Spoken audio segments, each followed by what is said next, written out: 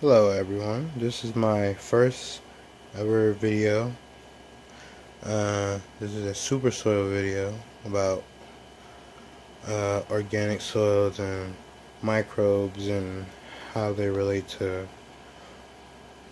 organics and gardening and things like that. So let's just jump right in.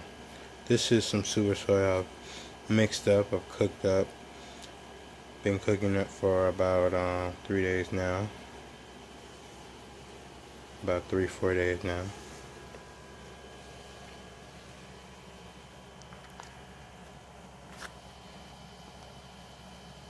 And here it is. It's not really a whole lot right now. You see some of the mycelium. Let me get closer. See those webs? Those are the microbes. Those are mycorrhizal fungi, but not just mycorrhizal fungi. Those are also bacteria. Those are the bacteria that make the actual webs that you can see visibly. They're like spider webs. Those are not just, like I said, the mycorrhizal fungi. Those are also the Franca. It's this strain. Actinomycetes is the type of bacteria that create these webs that you see in, rhizospheres in general when people make super soils or just in the forest, in natural forest. Because, this happens in nature. This is a natural process. This isn't like some kind of black magic, like if, plants were in the ground and they just grow naturally and you dug the soil up without being undisturbed for years, it'll probably look a little bit more advanced than this, but this was something along those lines. And yeah, so what I did is I just take a base mix and I mix all my amendments, all my ingredients in there. Then you have to cook it. Now, cooking it doesn't literally mean get it hot and cook it to the point where you're gonna eat it, but cooking it just means getting the soil more prepared, getting the nutrients that are in the soil more available to be in ionic form, because plants can't eat bone meal, alfalfa meal, and fish azomite and fish emulsion. They can't eat that. They eat nitrogen, phosphorus, potassium. That's what they eat. So yeah, just putting things blindly in the soil and just thinking that plants are going to eat that, it's a crapshoot at best, without really know what you're doing. Because it can go bad. This can go wrong. I've seen people tell me this looks like mold and tell me I should throw it out. But it's a good thing I didn't, because I know what it is. But probably to the untrained person, they would throw this out, because I've had people tell me to get rid of it. But anyway, yeah, yeah, I just mix all my nutrients and my amendments, and I cook it, and then when it's done, you stir it up, and then you mix it with whatever soil you're gonna use. Now, you don't use this straight up. You don't use this fresh out of the pot. Like, I wouldn't take this and just use it as is. Like, you see how big the pot is. I didn't fill it up much, because I'm gonna take this and mix it with some of the base soil that I already have. And that's because this is going to be some really hot stuff. Like, this is a really hot mix because of, what I put in it. I'm going to show you what I used in a minute. And, yeah, this is a really hot mix. So what you want to do is, what I do is, and I've had a lot of trial and error with this soil. I've been making super soil for quite some time now. And what I like to do is I like to layer it. and put pure super soil at the very bottom, because I know that the roots are gonna go there last, and I'll take half and half super soil and base soil, blend those, and then put it in like the mid section, and then I take just base soil and fill it up the rest of the way, and that kind of creates a nice layer, so it's not getting all of the nutrients. It's not getting overloaded with nutrients, because especially in seedlings and young veg plants, like, you can't put them in a mix that's too hot, because seed embryos already have, enough nutrients and amino acids to carry the seed to vegetative stage. And, like, just overloading the soil isn't going to do it any good, because it's not going to uptake those nutrients if it already has it. You're just going to stunt the growth. It might not kill it, but it will stunt the growth a lot, because, if it already has nutrients it's already feeding off of, naturally stored up in its tissues, in excess from, the seed embryo, which is why you see, like, if you crack open the inside of a seed, they're all white. They're always white or like light color, and those are the nutrients that the seeds live off of until they're big enough to create roots and establish and gain nutrients from the actual soil they live in. They can't do that until they get big enough to get established, and those nutrients in the seed pod are there to help facilitate that. Now, to dive a little bit more into what happens when to dive into more of why I do this, is because I don't believe in any chemicals. First of all, I don't like spraying things on my plants to keep bugs away. I don't believe in putting, all kinds of weird chemicals and chelated shit in my garden. I don't believe in any of that. So I do my own research, I study my own things, and I do my own trial and error. I don't just believe what people tell me. I test it out for myself, and test it plenty times, and see results, and go based off of that. And, one thing that's interesting when I was doing this trial and error is you don't want to have this mix really wet. And going back to what I was talking about earlier, about this can go bad, and the reason why you don't want to have it wet is because there are two types of, microbes. They're anaerobic microbes, and they're aerobic microbes. Aerobic microbes are ones that thrive in oxygen-rich or aerated conditions. Anaerobic bacteria or anaerobic microbes, they breed off, conditions with no oxygen or very little air. And those are the types you want to avoid, because they cause all types of problems, and they're just, they compete with the good microbes, with the good bacteria, with the good fungi, and they fight it out. There's like, they're like cops and robbers, And the idea behind filling it up with good microbes is, it's just like, like if you're a famous celebrity and, you have, crazy people out to get you, you gotta have security around you. You want security to keep you protected, to keep you safe, make sure, people can't get to you.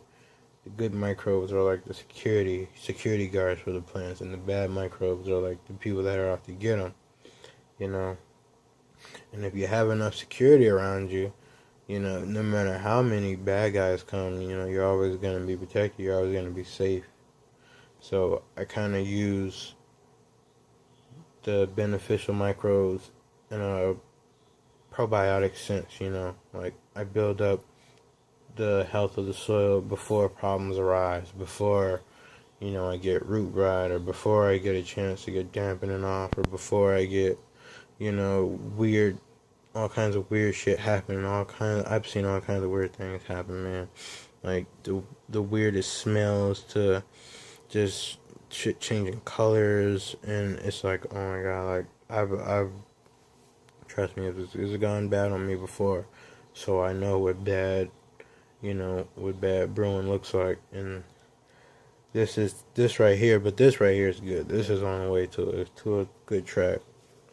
What things to watch out for are definitely smells. First thing, if it smells like really strong, like chemical smells, like ammonia, bleach smells, like just unnatural smells, then toss it, because it's not gonna do your plant any good. Your plant's not gonna thrive. It's definitely gonna die if you put it in that, because that smell is the anaerobic bacteria, the bad bacteria, and that usually happens when you have it too wet, too moist, too compact, and there's not enough space in there, and there's no air for the anaerobic bacteria. No, I'm sorry, there's no air for the aerobic bacteria to breed and to compete and to fight off the bad guys. So the bad guys are gonna win if you give them the opportunity and the conditions to.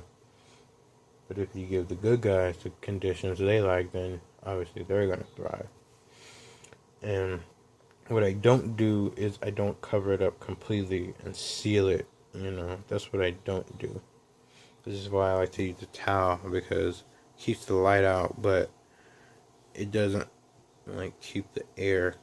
It doesn't keep it sealed airtight. There's a little bit of room for air to get in and out.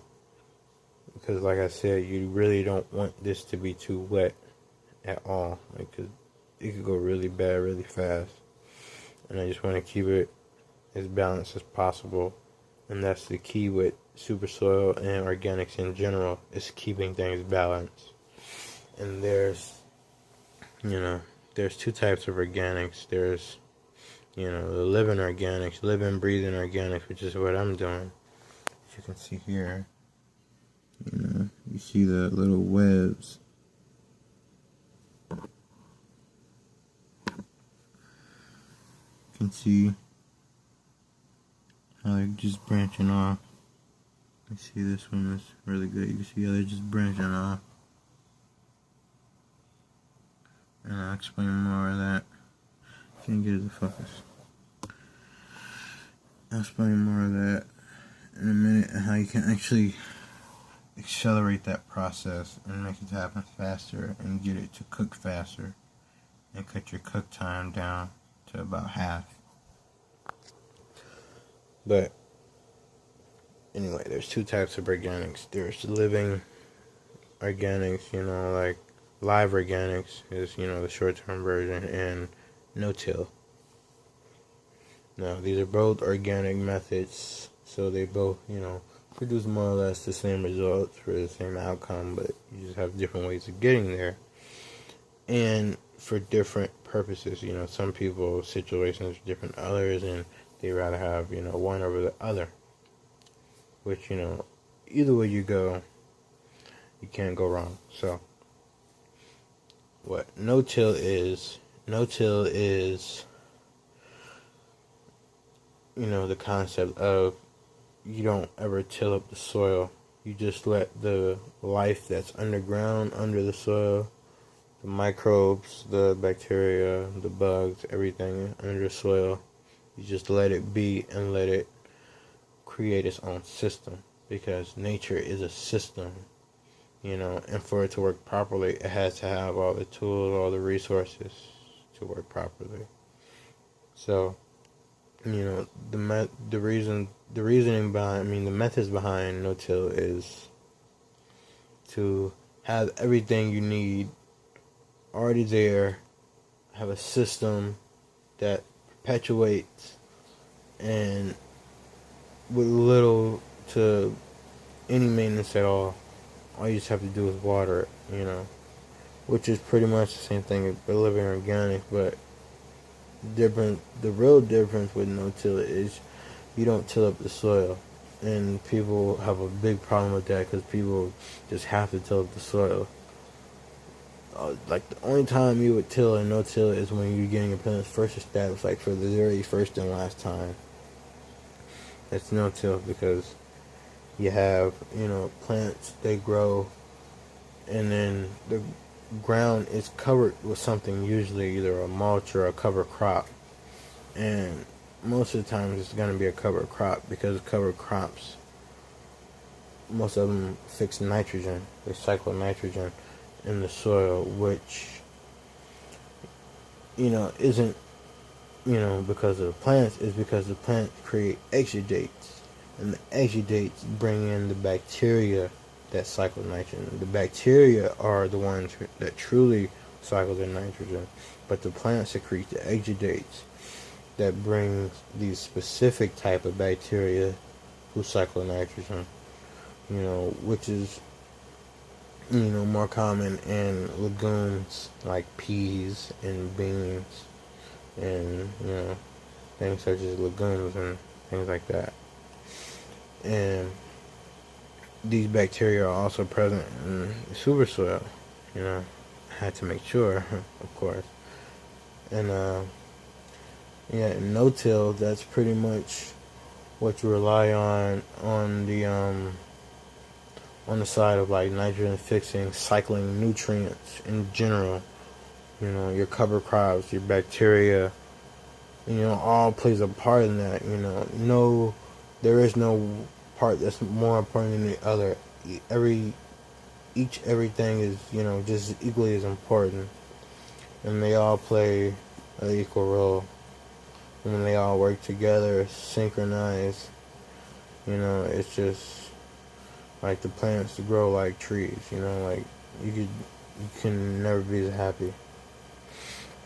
And what I'm doing with regular, live organics, living organics is I'm just pretty much creating that same thing, but just, like supercharging it. It's making that process happen as fast as possible. I'm cycling nutrients as fast as I can. Because in no-till, the nutrients are, constantly being cycled. So, all you have to do really is make sure the soil biology is happy and make sure they're getting the right amount of food in no-till. But no-till, you won't really have to worry about that either, because when you chop the plants down, when they die at the stalk, or, when leaves fall, or, when flowers fall, or, when any, kind of plant matter falls into the soil, the worms are there to eat that up. Worms eat dirt, obviously. Worms eat, soil particles, and they poop that out. And they turn it into worm castings, which is one of the most viable soil amendments that you can get, in my opinion. And worms are there to help facilitate that process. And not only that, the worms' bodies are covered in enzymes. You ever picked up a worm and it's all slimy? Well, those are enzymes that also help further break down the soil. So they give like a 2-for-1. Well, not 2-for-1, but they do so many things. They also burrow through the soil and create air pockets, so the roots can have, air and get nutrients and water through when the time comes. And worms are really your key players in any organic system, really, any soil organic regimen. And if you put worms in your soil, your garden is going to do so much better. It's going to be just so much less maintenance, because your worms are, they're maintaining it 24/7, and that's your natural habitat. So there will never be any issues unless something's wrong with the soil bacteria or the soil or the microbe life, or something's going wrong or out of whack, and there's too many bad microbes, and they may be competing, or things like that, or there may be predatory nematodes or anything like that. You have to watch out for things like that, because there's so many things that can go wrong, which is why you have to build up your probiotics, which is why you have to have a probiotic mindset when you deal with these soil organisms, because there's so many that are harmful. but there are so many that are useful and beneficial at the same time. And then there's some that, are just neutral. They don't really have a negative or a positive effect. They may facilitate other processes. And so yeah, there's touched on no-till, and I touched on living organics, and in the living organics, I take it and I accelerate it, which is why I use my amendments to do that. And in no-till, I keep switching back and forth, but I mean, it's all related. But in no-till, when you chop the plants down, like I said, when the leaves and stems and things, chop the plants down, like the roots are still there on the ground. You don't uproot the plant. It's no-till. You don't till, you don't uproot, you don't disturb the soil in any fashion. So you just leave it there. You cut it at the stalk, you leave the little stump there or whatever. The roots stay where they are. And guess what? The worms come up. When the plants, when the roots die off, wither away, that's just, organic material for the worms. The worms just come up, munch on that, turn that into poop. The cycle keeps going.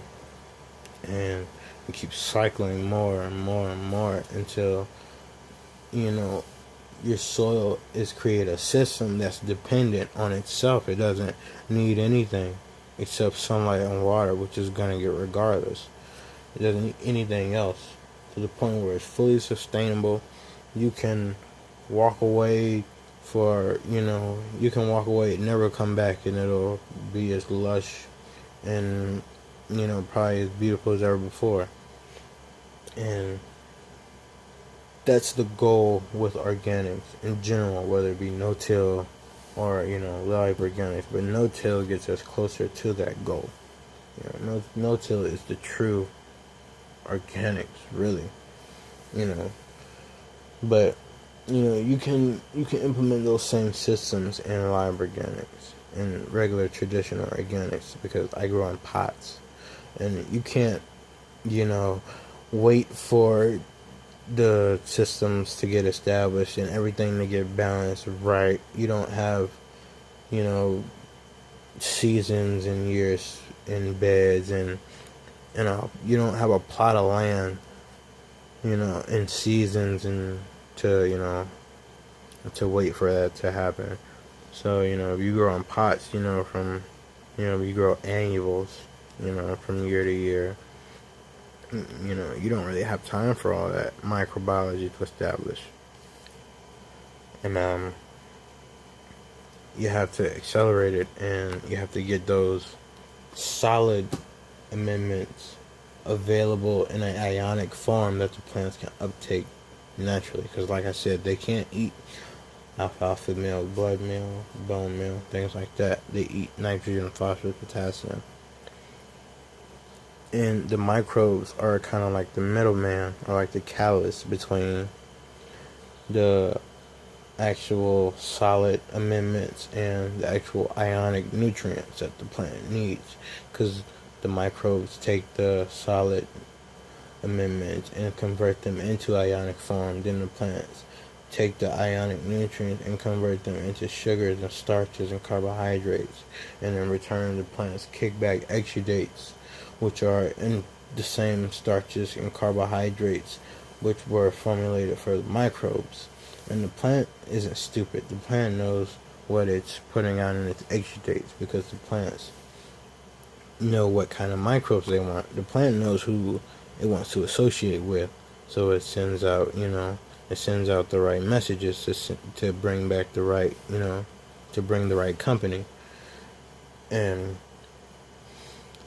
the way plants interact with the microbes on the soil level is really interesting, and it's interesting to think about how the plants actually get the nutrient ions, the nitrogen, the phosphorus, and potassium through the roots, through the stems, and into the leaves, and create fruits, vegetables, and flowers.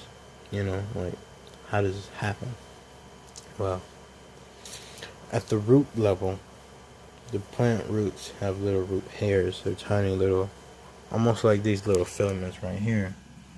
They're about the same size, which is, you know, ideal because these things attach to the root hairs. These little filaments of, microbiology, they attach to the root hairs and they help facilitate this process. Now, plants control their environment through exudates. It's the only control that the plants have. The plants can't get up, walk around, and go to somewhere where it's more favorable. They have to, deal with what they get, where they're at. So the only way they can, change their situation, within their control is to release exudates to try and attract the right bacteria. Like I said, they want the right company so they can do better in a better environment. And they release hormones. They do all kinds of things to influence their environment that they can't, physically change, but they can chemically change their environment to favor them, which is really interesting. And plants have, soil has a ion exchange capacity. And what that means is how many ionic nutrients can cross the barrier from soil to roots, and how many ions are actually contained in the soil. And when plants release these exudates, they're essentially carbohydrates and starches, sugars, which bacteria love. They feed off of it, which is why they're attracted to your sweat, which is why after a while, after you start sweating, your sweat starts to stink. It doesn't stink at first, but the bacteria come, feed off the sweat, carbohydrates and sugars in your sweat. Then they secrete, enzymes which makes your sweat stink.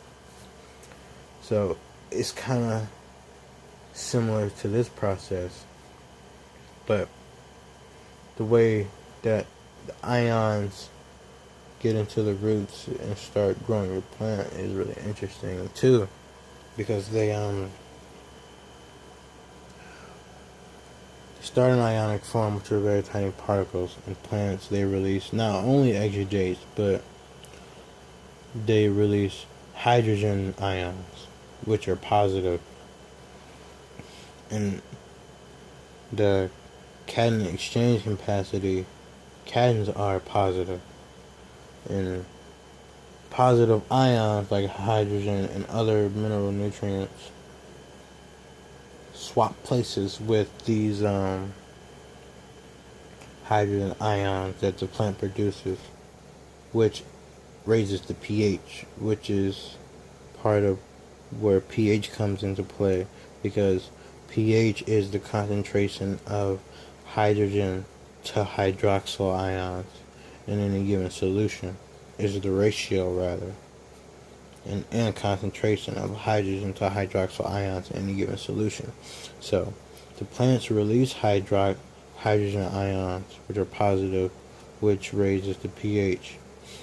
But these hydrogen ions raise the pH to attract the positive nutrient ions, which are also positive, so they can swap places. So the plants raise the pH on purpose, and plants wouldn't really be able to absorb the ions without raising the pH, because they have to trade places and swap for them. It's like, like filling in a space, like you can't leave the space blank without filling it with something else. That's kind of how the ion exchange capacity works, which is why it's called an exchange. You exchange one ion for another.